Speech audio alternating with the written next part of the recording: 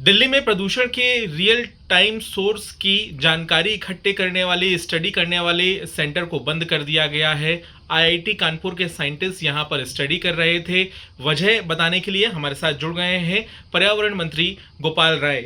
क्या अब तक आपकी रिपोर्ट में सामने आया है और हमें बताइए कि कब की ये बात है, ये स्टडी किस तरह से हो रही थी और क्या आगे अब एक्शन प्लान रहेगा सरकार का? देखिए, हम सब जानते हैं कि दिल्ली के अंदर खास तौर से सर्दियों में प्रदूषण का स्तर काफ़ी बढ़ जाता है। लेकिन किस जगह पे, किस वजह से, किस सोर्स के कारण प्रदूषण का स्तर बढ़ रहा है, किस सोर्स के कारण प्रदूषण का स्तर घट रहा है, इसको कैसे एनालाइज किया जाए, इसके लिए दिल्ली सरकार ने जुलाई 2021 में कैबिनेट की बैठक की और जुलाई में कैबिनेट ने यह निर्णय लिया कि आईआईटी कानपुर के साथ मिलकर के इस स्टडी को जो है दिल्ली के अंदर शुरू कराया जाए। उस निर्णय के अनुसार 12 करोड़ रुपए उनको देने थे, जिसमें से 10 करोड़ रुपए इक्विपमेंट के लिए एडवांस देने थे और वो सरकार ने पेमेंट किया। उसके बाद आईआईटी कानपुर ने टेरी के साथ मिल करके पूरे दुनिया से इस तरह के जो इक्विपमेंट है उन्होंने मंगाए। उसको सुपर साइट जो है दिल्ली में इस्टेब्लिश किया गया दीनदयाल उपाध्याय मार्ग पे, और उसके बाद जो है उसकी स्टडी शुरू की गई। 2022 में इसकी रिपोर्ट आनी शुरू हो गई। 2022 में ही एक मोबाइल वैन भी तैयार की गई जो दिल्ली में अलग अलग हिस्सों में जा कर के स्टेशन हो और वो रिपोर्ट दे सके। उस स्टडी से ये उम्मीद बंधी थी कि इस साल की सर्दियों में हम उस रिपोर्ट के आधार पर और बेहतर रियल टाइम जो है एक्शन को जो है हम डिज़ाइन कर पाएंगे, और उसको लेकर के काफ़ी उम्मीद थी, क्योंकि प्रदूषण दिल्ली के 2 करोड़ लोगों से ज़िंदगी से जुड़ा हुआ मसला है।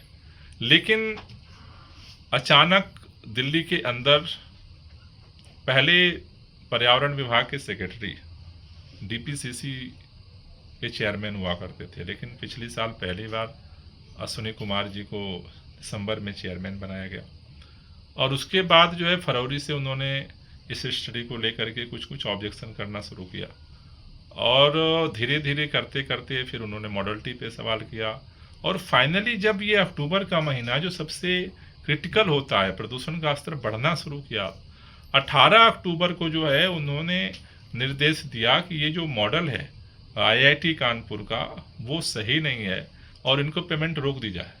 और उसका परिणाम हुआ कि जो real time source enforcement study हो रही थी वो अचानक ठप हो गई। आज जब हमें real time source enforcement study की ज़रूरत है, आज हमारे पास उसकी डेटा उपलब्ध नहीं है। लेकिन सवाल ये भी है कि आगे आप किस तरह का एक्शन लेंगे, क्योंकि अब आपके पास रियल टाइम सोर्स के लिए स्टडी नहीं है।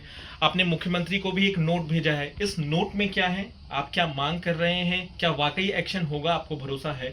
देखिए, अभी हमने सरकार के मुख्यमंत्री जी को हमने अपना नोट भेजा है, जिसमें हमने रिकमेंड किया है कि तुरंत जो आईआईटी कानपुर का पेमेंट है उसको तुरंत रिलीज किया जाए, जो बचा हुआ पेमेंट। कितना पेमेंट है?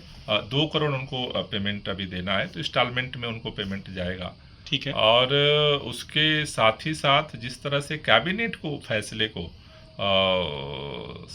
अश्विनी कुमार जी ने चैलेंज किया और व्यक्तिगत निर्णय से उसे पलट दिया, मतलब उन्होंने मंत्री को सूचना देना भी उचित नहीं समझा और पूरे कैबिनेट के फैसले को उन्होंने पलट दिया।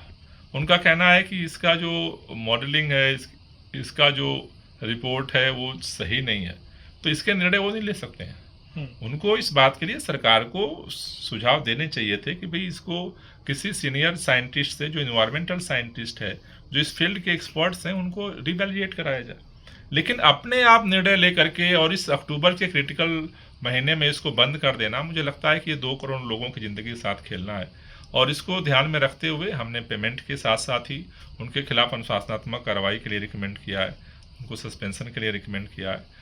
जहाँ तक बात है कि कार्रवाई होगी, तो हमने अपने सरकार के मुखिया को ये सभी सूचनाओं से अवगत कराया है, आगे का निर्णय वो लेंगे। इसमें क्योंकि एक सवाल ये भी उभर कर आएगा कि क्या अधिकारी जो फाइलिंग कर रहे थे, जो ऑब्जेक्शन लगा रहे थे, मंत्री को उसके बारे में बिल्कुल जानकारी नहीं थी, या क्या ऐसा है या नहीं है? नहीं, उन्होंने हमारे सामने कभी फाइल पुटअप ही नहीं किया। हमने तो नोट भेज करके फाइल को मंगाया। जब ये खबरें आई, मीडिया में भी आने लगी खबरें, IIT कानपुर ने भी फिर ये सूचित किया, हमने पता किया कि भाई बंद क्यों है, उन्होंने कहा पेमेंट बंद है। बिना कोई सूचना दिए बगैर इसको बंद कर दिया गया। फिर हमने नोट भेज के फाइल मंगवाई। जाहिर है, तो यहाँ पे स्पष्ट तौर पे पर्यावरण मंत्री बताते हुए कि जो रियल टाइम सोर्स के लिए स्टडी करवाई जा रही थी IIT कानपुर के जो साइंटिस्ट हैं उनके द्वारा, उस सुपर साइट को ही बंद कर दिया गया है। देखना ये भी होगा कि इस मामले में अधिकारी का क्या कहना है। लेकिन ऐसे वक्त पे जब दिल्ली में लगातार प्रदूषण बढ़ रहा है, ये स्टडी बेहद ही सफल तौर पर देखी जा रही थी। लेकिन आगे क्या एक्शन प्लान रहेगा सरकार का, इसका भी इंतजार रहेगा। पंकज जैन,